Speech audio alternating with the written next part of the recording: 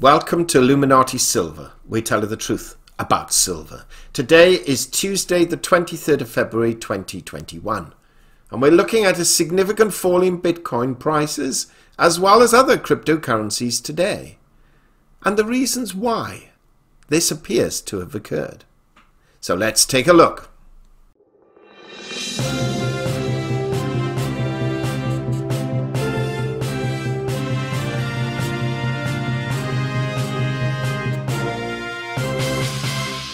Now, earlier today, in fact just a few hours ago, we published a video entitled Gold Rises and Holds Above $1,800, while Silver rises above $28 but falls back, where we highlighted that although both gold and silver have risen this week, gold has managed to stay above a key resistance level previously of $1,800, which now immediately becomes support, while silver struggled to stay above $28, which was a former resistance level, which it surpassed but has now fallen back below.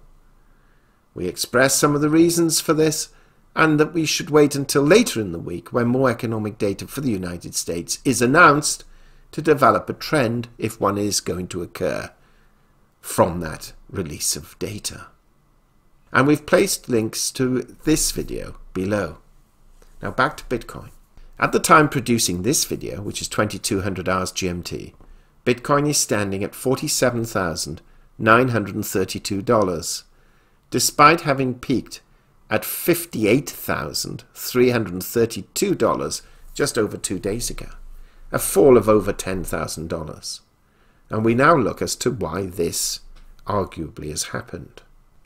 Now on Sunday, we produced Bitcoin versus Gold and Silver episode 12, the rise of other cryptos, as part of our relatively recent series on Bitcoin, where we highlighted a 300% rise in the Bitcoin price since our series began around 3 months ago, and the effect it's had on other crypto prices as well. And once again, we placed a link below. Today, though, we've seen a change from almost every week, providing us with ever-increasing all-time highs. That said, we did reach such a figure on Sunday, but since then prices have fallen back. Let's take a quick look at what Bloomberg had to say on the subject just an hour or so ago, so it's pretty much up to date and one of the reasons we are producing this video. Quote, Bitcoin losses accelerated with prices tumbling below $50,000 as investors started to bail on the market's frothiest asset. The cryptocurrency tanked as much as 18% on Tuesday and traded around $47,870 as of 4:32 p.m. in New York. While the sell-off only puts Bitcoin prices at the lowest in about 2 weeks, investors are starting to wonder whether it marks the start of a bigger retreat from crypto or simply represents volatility in an unpredictable market. We advise clients to practice caution with crypto speculation. UBS Global Wealth Management Chief Officer Mark Heifel said in a statement, alongside unresolved regulatory risks, the future usage case remains unclear. After more than doubling since December, Bitcoin swooned this week with the high-flying stocks that have been among the best performers of the past year as a sell-off in the momentum trade accelerated. While tech-heavy equity benchmarks like the Nasdaq 100 almost climbed back into positive territory Tuesday, Bitcoin continued to linger near the lows of the day. Elon Musk's comments over the weekend saying the prices of Bitcoin and Ether seem high were viewed as the initial catalyst for the sell-off. Musk had helped trigger the rally when his Tesla Inc. disclosed on February the 8th that it had added $1.5 billion in Bitcoin to its balance sheet. Tesla's shares fell for a fourth day. Square Inc. said Tuesday that it bought about $170 million in Bitcoin, combined with the payment company's previous purchase of $50 million. Bitcoin represents about 5% of its total cash equivalents, and marketable securities as of December 31st. It's a pure speculative asset, said Neda Naimi, head of dynamic markets at AMP Capital Investors in Sydney. Meanwhile, the crypto exchange Bitfinex settled a probe with New York Attorney General Letitia James over allegations that it hid the loss of commingled client and corporate funds and lied about reserves. What is the matter with these organizations? Some market participants saying that the agreement, which included $18.5 million in penalties, lifts a cloud over the cryptocurrency market. On the grand scale of things, it's less than a speeding ticket, said Antony Trenchev, managing partner, co-founder of Nexo in London, a crypto lender. I'm just excited that they will be revealing more numbers so that we can accurately assess, and hopefully that will create some comfort for the market participants. Unquote. End of that part of the Bloomberg article.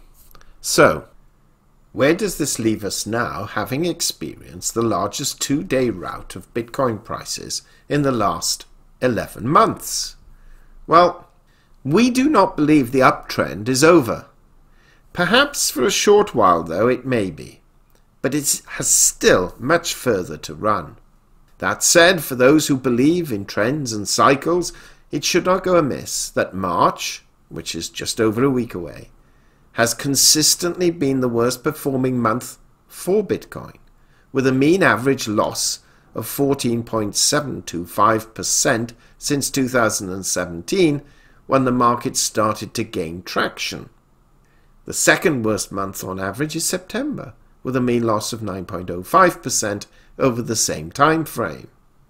Now, while we accept fully that past performance does not guarantee future results, history strongly suggests there is a seasonality to Bitcoin market sentiment. Arguably, this behavior could be attributed to the upcoming tax year on April 15th in the United States, and traders selling Bitcoin to cover their tax bills. So, really on this basis, we should expect to see some consolidation and pullback in the price. After all, when Bitcoin last Friday hit $53,739.48 to be precise, it became a $1 trillion asset, making it arguably more valuable than Facebook, and not too far behind Alphabet and Amazon. All this really in 10 years, and a major price rise in the past 5 years or so, from $400 to above $58,000. Of course, something has to give, even if it's momentary. In our Bitcoin versus gold and silver series, amongst the positive aspects of Bitcoin, we've also expressed many of the downsides, which really applies to most, if not all, cryptocurrencies. However, we cannot ignore the enthusiasm of funds, companies, and major private investors who are readily willing to commit hundreds of millions, and in some cases billions of dollars, into this rather speculative yet exciting asset class. Jack Dorsey's payments firm Square Inc. said today it had bought around 3,318 bitcoins for $170 million, paying around $51,000 a coin, and raising its bets on the world's biggest cryptocurrency that has started gaining mainstream acceptance as prominent business leaders signal support. We've previously mentioned that both Tesla Inc. and Bank of NY Mellon Corp. have also backed Bitcoin recently. Interestingly, though, Goldman Sachs' Jeff Curry recently said that Bitcoin behaves very much like a risk-on asset. That is, it is all part of the same factors that represents animals' spirits in the market. If so, as long as the equities outlook remains bullish, so will Bitcoin in this environment. But that does not rule out the potential for extra volatility and a deeper correction in an asset that is already extremely erratic to begin with. So, our contention is that we expect even higher prices before the year ends.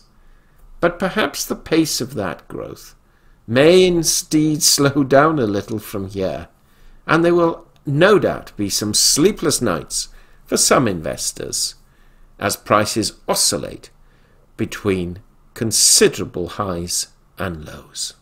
What do you think? Has Bitcoin now reached its zenith and will only trade lower?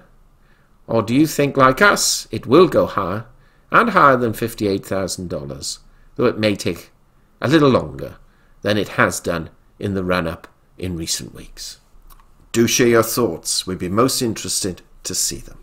Meanwhile, thank you so much for listening, and if you haven't already done so, please subscribe to our channel. Not forgetting, of course, to press the bell sign so that you're notified of our videos as and when they are published. We hope you have found this video interesting and informative, and if so, please give it a thumbs up and share it on social media. Please ensure that you have subscribed to our channel and press the bell sign so that you are notified of any future videos. Also, kindly visit our website at illuminatisilver.com, and if you haven't already done so, please subscribe either as a free or paying member for regular email updates and offers. Disclaimer: Illuminati Silver owners come from a background of banking, international wealth management and economics. Having now retired from these worlds, we are not qualified to give investment advice. Therefore, this and other productions must not be deemed to be giving such advice and merely represent the personal views of its owners.